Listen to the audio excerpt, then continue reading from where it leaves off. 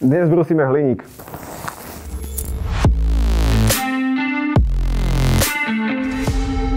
V dnešnom videu sa pozrieme na brúsenie hliníkového zvaru a následne jeho prípravu na práškové lakovanie alebo na mokré lakovanie, to už je jedno. Dnes som si pripravil zvaranie diagonály, čo je asi najčastejšie, s čím sa zvarači dnes stretávajú. Prejdeme si postupne krok po kroku celú túto operáciu, čiže v prvom rade, čo na to budeme potrebovať? V prvom rade potrebujeme zvarový spoj. Takže vytvoríme si zvarový spoj. V tomto videu budem používať zvaračku Pontic 4000 jednotku od Mostu, ktorú mám od Solika a tá je úplne ideálna na zvaranie hliníkových vecí, nakoľko má vodné chladenie. Následne potom sa pozrieme na brúsenie tohoto zvarového spoja, keďže hliník sám o sebe pri brúsení a obrábaní je dosť lepivý. V prvom rade na brúsenie použijeme kotúč od 3M fibrový 3M Cubitron, ktorý má presne smerované zrná. Ten je na to najideálnejší. Následne použijeme filcový kotúč, aby sme odstránili všetky ryhy, a v poslednom kroku použijeme klasický šmirglový kotúč, taktiež od 3M, zrnitosť 40,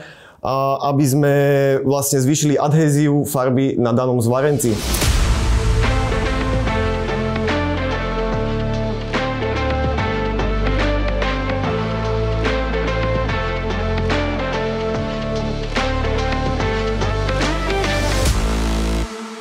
Tu si máme pripravené na zvaranie, spravili sme si dostatočne veľké úkosy, zvarence sú čisté.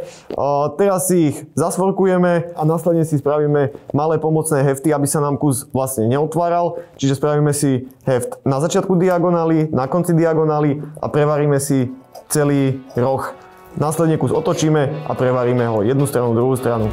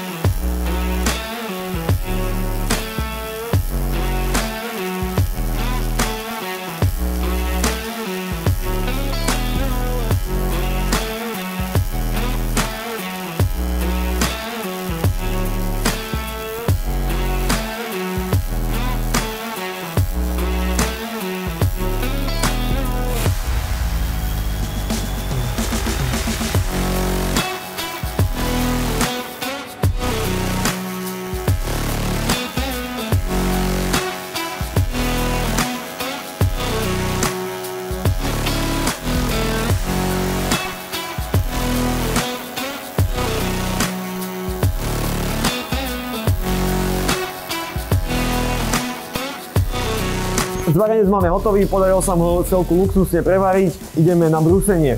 Toto je veľmi dôležitá časť. Začíname kotúčom 3M Cubitron so zrnitosťou 36. S týmto kotúčom si chytíme rovinu a odstránime zvar.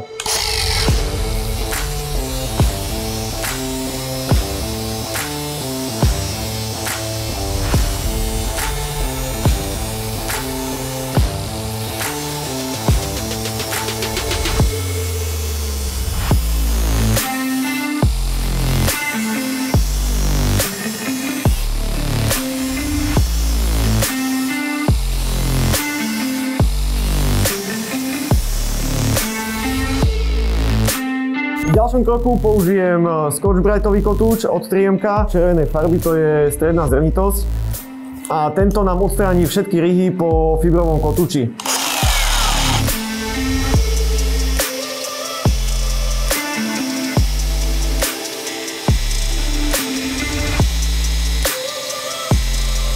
V poslednom kroku použijeme šmirglový kotúč od 3M zrnitosť 40, ktorý nám povrch krásne zdrsní a tým pádom budeme mať zvýšenú adhéziu farby pri lakovaní.